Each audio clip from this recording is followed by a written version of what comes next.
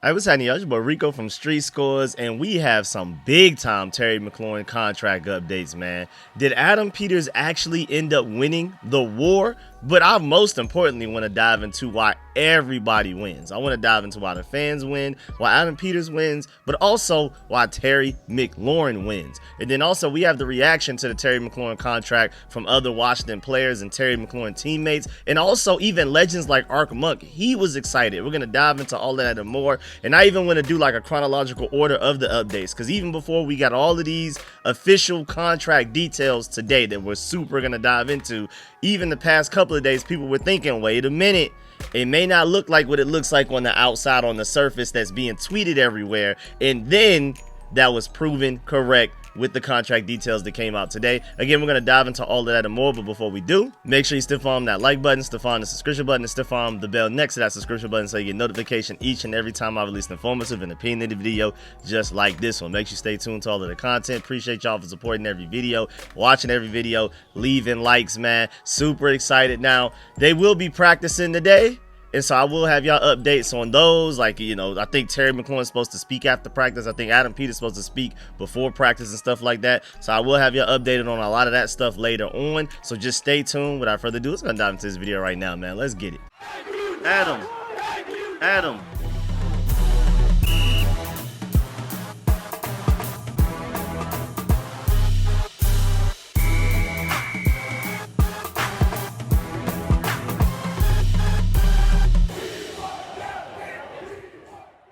All right, so Terry McLaurin is first of all expected to be on the field with the Washington Commanders in today's practice. He's going to be on the field. He's supposed to speak after the practice as well. And so he'll basically have essentially like 11 days to get ready for this upcoming game against the New York Giants, week 1, September 7th. Today's August 27th. So, hey, man, he has a little under 2 weeks to get right because, again, he missed joint practice versus the Patriots. He missed preseason game versus the Bengals, and those are really the only two serious opportunities that he would have had to get some meaningful reps against an actual NFL opponent. But even so, he has less than 2 weeks even just to get in the football shape and, you know, dealing with full contact, wearing helmets and pads and stuff like that. So hopefully he's ready to come back as soon as possible, because I'm not necessarily worried about his chemistry with Jaden Daniels as much as people are. I'm not worried about him getting caught up on the offense that he already played. I mean, Cliff Kingsbury, of course, added a lot to the offense this offseason to add extra layers and new wrinkles and keep us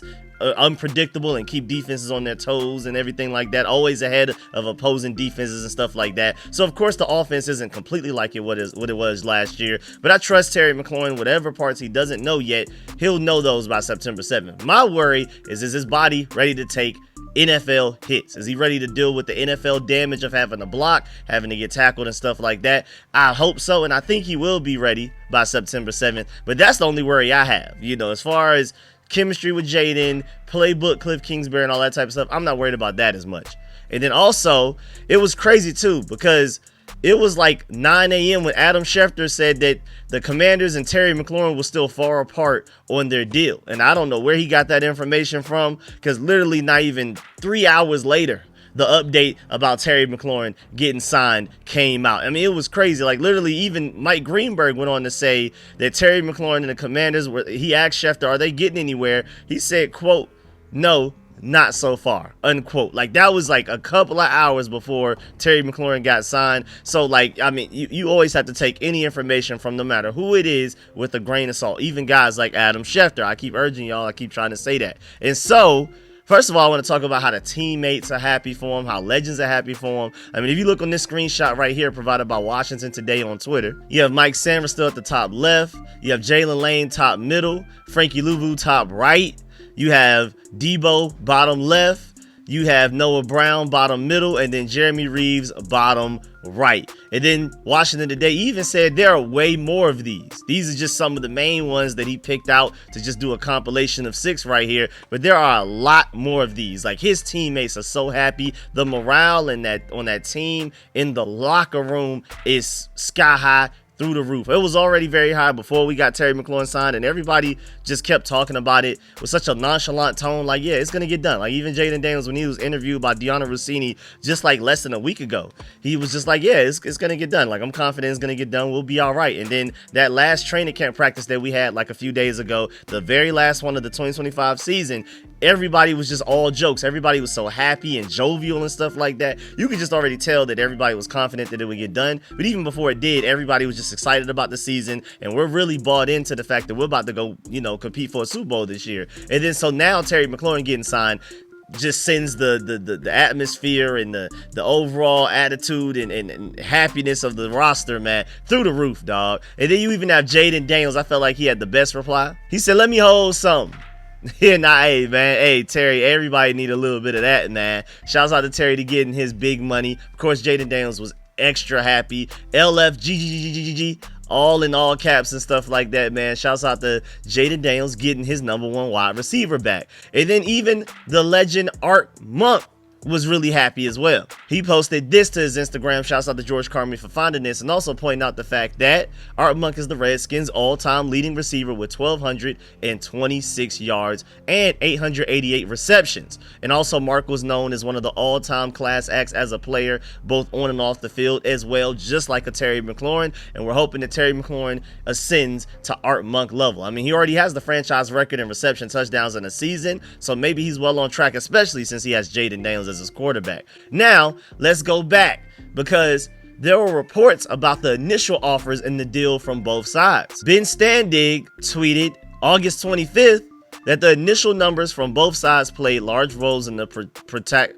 protracted talks, per sources. Apparently, from what he's heard and what he's gathered behind the scenes, again, take everything with a grain of salt, but apparently Terry McLaurin opened terms that would have surpassed Justin Jefferson's $35 million per year. That's apparently what he was asking for. He wanted to be the second highest paid wide receiver in the entire NFL, only behind Jamar Chase, which is quite insane. But then even almost equally insane were the Commanders. They began south of $25 million with theirs. Now, of course, with negotiations, you ask for way more than what you're willing to accept. If you're willing to accept $30 million per year, you ask for 35. And from the Commanders side, if you're willing to give them $30 million per year, you start at 25. But that's still, like, Terry McLaurin was out of his mind, and Adam Peters was definitely being disrespectful. So I'm just happy to hear that Terry McLaurin and Adam Peters were eventually able to use logic and find a middle ground that made perfect sense. But then also, people started to wonder 2 days ago if Adam Peters actually won, because originally, when you hear the Commanders were offering somewhere around 25, but Terry McLaurin was asking north of 35, it sounds like Adam Peters had to give up more than Terry McLaurin had to give up. They didn't meet in the middle. They met closer to Terry McLaurin's side. But again, then we started to hear some rumblings about maybe Terry McLaurin actually didn't win as much as we thought he did. First of all, shouts out to Mike Hall for pointing out the fact that Terry's boy on Twitter was going at all of the fans and doing a whole victory lap on Twitter, especially after the fans were on his head, the past few weeks. So, hey, man, congratulations to him. Shout out to him. But Neil Greenberg said, before we even got the contract details, like literally just a couple of hours after it was even announced that Terry McLaurin got a new deal, and we just had those surface updates and stats from the contract about, how many years, how much money overall, and how many per year, the surface stuff, the ultimate ceiling of what his deal could be, the version that the agent put out there, Buddy Baker. Now Adam Peters and company, the agent, to make the deal sound as great as possible on Terry McLaurin's end, and to basically make it seem like they won. Again, and I'm emphasizing seem like they won. So Neil Greenberg, even before everything else came out, he said the silence on the McLaurin guaranteed money, which took a couple of days to come out, is telling me everything I need to know. The way I see it, if it was the same or greater than Metcalf, it would have been released by the agent at jump, and that's a great point. If the guaranteed money was around the same amount as DK Metcalf or more, that would have came out with the exact same news that we caught the ceiling of the deal, the how many years and how much it is overall, and which led to it looking like a $32 million per year deal. But again, we're going to dive into why it actually isn't that at all. He said the organization isn't releasing it because they already won. They're good. Like, they don't feel a need to win the PR battle. They feel like they won on the contract side, which was the ultimate goal at the end of the day anyway. And they don't feel the need to gloat. And then Jay Daniels MVP even reported that John Com said that he thinks actually the deal is somewhere like $9 to $10 million more tacked on as far as the ceiling goes compared to what Terry McLaurin is actually guaranteed to get. And that's the most important part. You can look at these headlines and see Terry McLaurin got a $32 million deal over 3 years.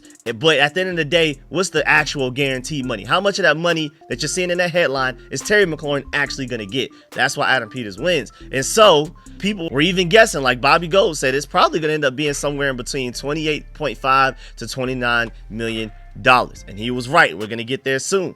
You even have Mike Gannetti of Spots Track. He said he thinks it's possible that only this upcoming season will technically be guaranteed for Terry McLaurin. Now, it ended up being the next 2 seasons, kind of, well, technically like a season and a half. We'll get there soon. But the logic was sound. He said, quote, I got to tell you, when I saw the numbers initially, my gut instinct, having done this now for so long, was, man, if he's getting that much this year, there's a really good chance that this is a one and done scenario and that he is probably not guaranteed next year. And then later asked if he felt the team might be holding off revealing the full details to let the agent have his day. And then he said there's no question. So everybody's in the same thinking of, hey, let the agent do his little parade around. Give him a day or two to make it seem like he won on the internet and, you know, overall PR-wise to the fans and things like that. But at the end of the day, when you finally see those contract details, really Adam Peters and company won. But on the surface, when everything first came out, 3013 brought up a good point that last April, Amon-Ra St. Brown became the highest paid wide receiver in the league in NFL history, with a $30.0025 million per year deal. And then less than a year and a half later, St. Brown's average salary only ranks 8th at the position after Terry McLaurin just got his new deal. So within less than a year and a half, you go from the highest paid to the 8th. Like, that wide receiver money is different right now. That market is just skyrocketing. And so when you get your guy signed, you're happy because you know that he's not even going to last as long on the top tier wide receivers paid list for very long at all, man. It just keeps, it's a new one getting signed every day. And so I'm happy that we got ours out the way now because it's only going to keep getting higher and higher and higher, and it won't take long for Terry McLaurin to go from one of the highest paid wide receivers to not being one of the highest paid wide receivers. And then just a couple of hours ago this morning, we finally got the real contract details, and Adam Peters for sure won, if you care about that sort of thing. Shouts out to Albert Breer for uploading this exact list of details in his contract. And with it, he pointed out the fact that the base new money value is $87 million over 3 years. The total base value was $103.35 million over 4 years, and he has $44.65 million guaranteed and a $9.4 million worth of upside, which goes back to the point that whole contract that Buddy Baker put out there a couple of days ago to make it seem like Terry McLaurin was about to be paid as much as DK Metcalf and as much as AJ Brown and stuff like that. When you actually look at the real internal parts of the contract, the parts that really matter, he's not being paid like those guys at all. It just looks like it on the surface. There's incentives in there that maybe he could ultimately reach that, if we make the playoffs, if he goes to Pro Bowls, a certain amount of catches, yards, touchdowns, and things like that, of course. But ultimately, he probably will not end up getting all of that money. I hope he does, though, because that means he balled out. That means we're winning Super Bowls and stuff like that. Ultimately, he does, but it's not in the same stratosphere as like a DK Metcalf. His deal is actually closer to a Cortland Sutton like deal, like we initially thought that. I felt like he deserved, probably, because again, I feel like DK Metcalf is overpaid. If anything, I feel like Terry McLaurin is easily better than DK Metcalf, but it still is overpaid DK Metcalf. And even him, he didn't have like that much guaranteed money compared to all of the other receivers at the top of the highest paid receivers like CeeDee Lamb and Justin Jefferson and stuff like that. And so Terry McLaurin's deal is closer to Cortland Sutton than what it seemed like just 2 days ago. Ian Rappaport even tweeted, 3-year extension worth $87 million base value, 29 per year actually. That's what it ended up being. So a lot of us were saying that that's what I was willing to give him. A lot of people were kind of throwing out there that that's what they think he'll end up getting and stuff like that. So it ended up basically hitting it on a nail on the head. I said $29.5 million. I felt like I was willing to give him, and that would end up being what the deal is. And so got really close to it. And so Ian Rappaport even said $44 million fully guaranteed, converting to $50 million in April of 2027, when his $19.15 million for 2025 actually wasn't guaranteed. And then he has a $30 million signing bonus as well. And then Daniel Salee pointed out that it sounds like Terry McLaurin doesn't have any guaranteed money beyond that $50 million, just to let you know. And he's the 10th highest paid wide receiver by APY, and he's the 16th, tied for 16th in total guarantees. So even after he just signed his contract today, and typically when a big time player signs a new contract, typically they reset the market, or at the very least get close to it. Terry McLaurin is 16th out of all wide receivers in the NFL in guaranteed money, and he signed his contract most recently. Like Adam Peters, he hit a home run on this deal, man. The fact that Terry McLaurin is happy with this deal, everybody wins. We're going to dive into that soon. I want to definitely dive into why everybody wins in this situation, but we got to talk about now, because we talked about how Terry seemed like he won a couple of days ago, but now we get to actually see that Adam Peters really won. Grant Paulson even pointed out the fact that the $44 million that Terry McLaurin was guaranteed at signing ranks 10th among wide receivers, and is $16 million below his closest production comp, which is DK Metcalf. And again, DK Metcalf isn't even getting a lot of guaranteed money compared to a lot of the top receivers in the NFL. Again, that's why Terry ranks 16th in guaranteed money right now. But he said he did well considering what wide receivers his age have gotten, but the team has to be very happy with how the deal turned out in the end, and that's a good point. Terry McLaurin's age definitely plays a factor in the guaranteed money. That's why Adam Peters was able to get Terry McLaurin to agree such low guaranteed money, because, he'll be 33, 34 by the time this contract ultimately ends. And again, I want to remind y'all that $44 million guaranteed that he ended up getting is closer to the Sutton deal that he has $41 million guaranteed. So that actually ended up being used as the reference point as to what contract Terry McLaurin would end up getting. And then Josh Taylor, shouts out to him with this picture included. He went to Spot Track to get even more details about the contract. McLaurin's cap hit in 2025 is only $17.5 million. How did they do that? And then he's only an $18.3 million cap hit in 2026. Like, how did they get away with this? How did Brandon Sosna do this? You can even see right after that, there's a potential out in 2027 with only $18 million worth of dead cap if that's what you want to do. I feel like Terry McLaurin is still going to be playing well enough that by the time we get to 2027 and he is a $34 million cap hit, he'll still be worth it. But ultimately, before that 2027 season hits, they could get out of it for only $18 million worth of dead cap rather than him being a $34 million cap hit. So they could save $16 million cutting him after the 2026 season. And then he'll be no type of cap hit in 2028 if they were to cut him going into that 2027 season. So they could completely cut ties right there, wipe their hands clean if he does have some type of drop off in production, athleticism, whatever. I don't think he will, but this contract is set up beautifully. Like everything else we already talked about, yeah, it sounds like Adam Peters won, that's cool and all, but nah, like Brandon Sosna, Adam Peters, whatever they did, they really killed it with this contract. I feel like Brandon Sosna definitely deserves a round of applause because he is the contract guy, and this is set up so ridiculously well for the Commanders. It's even better than anything I imagined. This deal, especially as far as the Commanders are concerned, cap hit wise, when they can get out of the deal and stuff like that, is way more advantageous for the Commanders, Adam Peters and Brandon Sosna, than I ever thought it would be.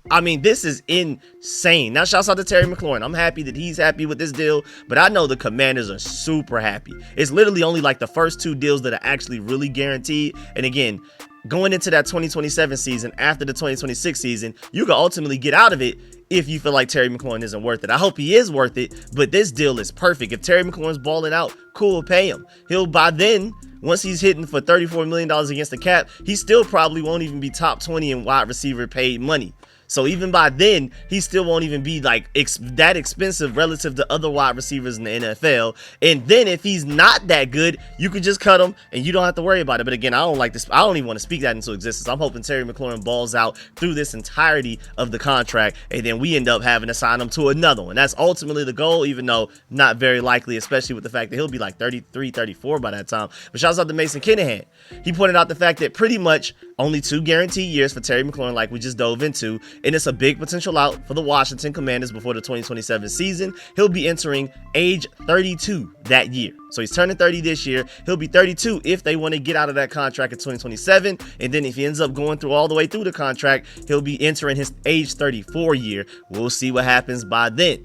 And then also, just to point out the fact that, that 2027 out, they probably structured it in that way, because that's when that Jaden Daniels extension may be creeping up, and he's going to set an NFL record for the most money that any player has ever gotten in NFL history. I'm telling y'all that right now. And so the Commanders have flexibility to where if McLaurin isn't looking as good as they hope at that point in time, by the time he's going into his age 32 season, they can cut him, save some money, put that money towards Jaden Daniels. I wouldn't be surprised if they start demanding everybody take some sort of a pay cut by the time we pay Jaden Daniels, man, because he's going to end up eating so much of the cap space that other guys are going to have to take some sort of a pay cut just to be a part of this team. Some guys may not necessarily want to, which is why our Super Bowl window is wide open right now until we get to 2027 when we're worrying about having to pay Jaden Daniels. So let's go ahead and win a Super Bowl right now before we get to that point. And then shouts out to Burgundy Blog. He brings up great points. He said, the Terry McLaurin contract looks better and better for the team the more you digest it.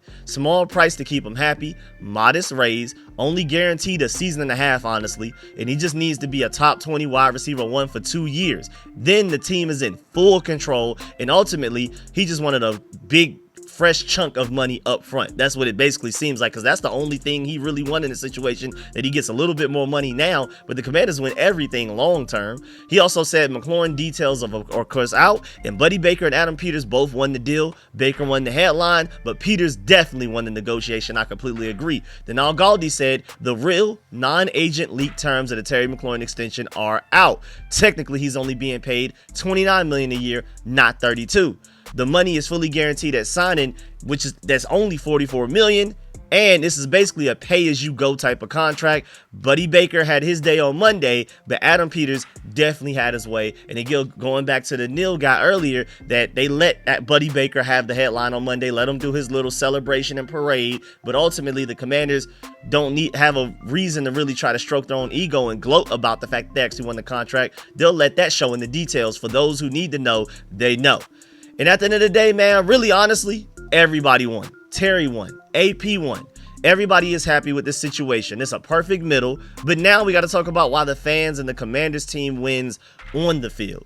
John Keim even said in the last several days, Washington's offense welcomed back left guard Brandon Coleman, your starter left guard, saw wide receiver Noah Brown look good in pregame workout reps before that Ravens preseason game. He's expected to play versus the New York Giants on week 1. And now they get Terry McLaurin back. An uneven summer at best for the offense now takes a positive turn for the Commanders. And honestly, right now, we're the healthiest and best we've been all offseason. And you saw what we did to the Bengals in that one drive that Jaden Daniels was out there. Imagine what it's going to be like when we're fully loaded on the entire offense outside of Samuel Cosmi being on the PUP list. Also, Disco brought up the point that the McLaurin extension is important in that with limited draft picks next season, only 2 in the top 100, now Peters doesn't have to reach for a wide receiver in the 1st or 3rd round. And I like that. I thought that was a great point right there. So thank goodness we have Terry McLaurin signed long term. We still got to figure out Deebo Samuel after this season. But hey, man, that's a good problem to have. Hopefully he balls out, we win a Super Bowl, and then we worry about that after that. Also, shouts out to Jay Daniels MVP for pointing out that the passer rating between Jaden Daniels and Terry McLaurin in 2024 was a 130.4. That is the best single season passer rating among a quarterback and wide receiver duo, or just receiver duo in general, since Tom Brady and Rob Gronkowski in 2012. Like, Jaden Daniels and Terry McLaurin need each other. I feel like that's the best way to explain that. So Jaden Daniels is, of course, very happy about the situation. Jaden Daniels wins. Also, 33rd Team pointed out the fact that since 2020, Terry McLaurin has just 17 drops on 633 targets for a 2.7% drop rate. Only DeAndre Hopkins, Tyler Boyd, Amon-Ra St. Brown, and Jacoby Myers have lower drop rates among wide receivers with 350 plus targets in the last 5 years, bro. And then you even have ML Football coming out with a list of the top hands in the NFL. And now, granted, if we're specifically talking about hands, I wouldn't necessarily put Terry McLaurin in the top conversation there. Because, I mean, he uses his body to catch a lot of passes. But at the end of the day, he comes down with them. If you're talking about the best catchers, then yes, Terry McLaurin is top 2. And honestly, statistically, he's number 1 in a lot of different stats, like 4 or 5 different advanced stats. Terry McLaurin is the best contested catch receiver in the NFL. But when you're talking about pure hands, I don't know about that, to be honest with you. But top catchers, yes, for sure. And now, I mean, of course, I want to know how y'all feel about this in the comment section. And we talked about this on the Commanders Kings. Is this the best wide receiver duo since Deshaun Jackson and Pierre Garçon when they had Kirk Cousins? They even had Jordan Reed back then too, so I guess you get those Zach Ertz in there. And honestly, I even want to know, is this better? Because out of all 4 wide receivers, if you're throwing Terry McLaurin, Deebo Samuel, Deshaun Jackson, and Pierre Garçon in one bucket, Terry McLaurin is the best receiver out of all 4 of those guys. And then at that point, you got to figure out, okay, how high are you on Deebo Samuel compared to Deshaun Jackson and Pierre Garçon? I think, honestly, ultimately, this duo will be better than that. I think it's all ceiling. Of course, we haven't seen them go out there together yet, but I think especially with Jaden Daniels at quarterback instead of Kirk Cousins, and I love Jordan Reed, you know, on a per snap basis when healthy, he had one of the highest ceilings in the entire NFL when he was healthy at tight end.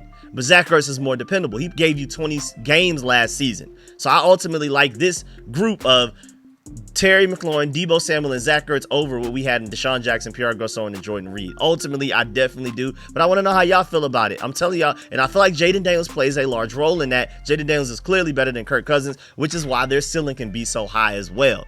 And then also, other deals getting done, man. It's not just Terry McLaurin, Trey Hendrickson, James Cook. All of those deals got done. What's crazy, though, is that Micah Parsons still isn't done.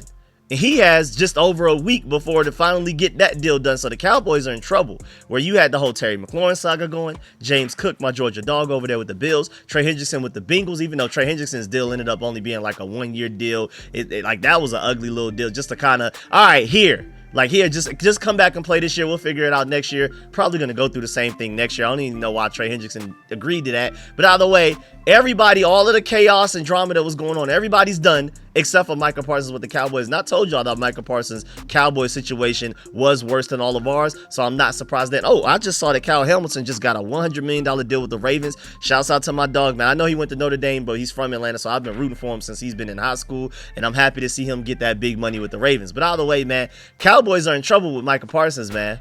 That situation is really ugly. I mean, there's a chance that some people think he may not even play week 1. We'll see how far he's willing to take that. And then an NFL executive even told Deanna Rossini that, like, quote, it took 6 months to land here, unquote, with the whole Trey Hendrickson and Terry McLaurin situation. He was like, it took us 6 months to do this. Y'all could have done this deal a long time ago. What took so long? But Chad Ryan brought up an interesting point. He said that Terry McLaurin and Trey Hendrickson, the fact that they both signed as soon as the preseason was over, he said these cats think they're slick. But from one person with ADHD who has perfected avoiding work to these others, I recognize what you did. And he's basically insinuating that these guys did whatever they could to just make sure they didn't have to play in the preseason, didn't have to participate in training camp practices, and then they pull up with their new deals as soon as it's time to get ready for the regular season, avoiding to have to go through any extra reps unnecessarily and potentially even get themselves hurt as well on top of that. But also maybe they just didn't feel like it. And then before we go as well, just a few other updates and just interesting notes. Nigga Javala pointed out the fact that Terry McLaurin's 6 seasons in Washington have included 2 team owners, which is insane in itself, 3 team names, that's even probably more insane, then 6 federal and NFL-led investigations on the team and its previous owner. I mean, come on now. 4 head coaches, including an interim, 4 offensive coordinators, insane, and 11 starting quarterbacks, bro. None of those stats are even mildly okay. None of them. Also, Denton Day pointed out the fact that Terry McLaurin's props right now, according to BetMGM, for regular season reception yards are 990.5. I'm betting the over on that all day. I need to go do that immediately as soon as I'm done recording this video. And his regular season reception touchdowns are 6.5. You saw what he did last year. I'm super betting the over on that as well. This is free money right now, y'all. That is incredible how much BetMGM is downplaying Terry McLaurin's potential season, man. I know we have a lot of mouths to feed. You have Deebo Samuel. You have Zach Ertz. You have all these other guys, Noah Brown, Jalen Lane. You have Ja'Cory Cross-Merritt that's going to be running the ball. You have Jaden Daniels himself that's going to be running the ball a lot as well. But I still think Terry McLaurin, if anything, is going to benefit more from it and have an even better season this year than he had last year because defenses can't focus solely on stopping him. All of the hype that Quinyon Mitchell was getting last year, he always had safety help. Mike Sanford still didn't, which is why I still feel like Mike Sanford still is the better of the 2 players. Because Mike Sanford still didn't have safety help. I mean, his first game at outside corner in his life. And they throw him out there, no safety help against Jamar Chase, week 3 of the regular season. Quinyon Mitchell always had safety help. And the one time he didn't, you saw Terry McLaurin beat him so bad on the route for a touchdown that Quinyon Mitchell wasn't even on the screen. So the fact that defenses won't be able to do that anymore to Terry McLaurin with the safety help, leaning his way, and you're going to have to focus on other things, I think Terry McLaurin is really going to eat off of that. And I know it's more mouths to feed, but it's also more things for a defense to worry about. And Terry McLaurin is going to perform even better and be even more productive this year because of it. But yeah, man, that's the end of this video, man, make sure y'all stiff arm that like button, stiff arm the subscription button, stiff arm the bell next to that subscription button so you get notification each and every time I release an informative and opinionated video just like this one. Make sure you please support the channel. Make sure you leave a like on the way out, and of course let me know in the comment section how you feel about everything discussed in this video, every question that I asked y'all. How do y'all feel about just the betting over and under as far as like reception yards and touchdowns for Terry McLaurin? Who do you feel like most won this trade? But do you agree with me that really everybody won it? Also, let me know how you feel about, like, is this Terry McLaurin Deebo Samuel duo better than potentially Pierre Garçon and Deshaun Jackson, even excluding the quarterback situations? Let me know how y'all feel about all of that. Really appreciate y'all. Again, leave a like on the way out. I'm gonna hit y'all later with some breakdowns of everything that goes down. Today AP is supposed to speak to the media, Dan Quinn I believe, and even Terry McLaurin after practice as well. So stay tuned. I'll give y'all updates on all of that. Appreciate y'all. I'm out.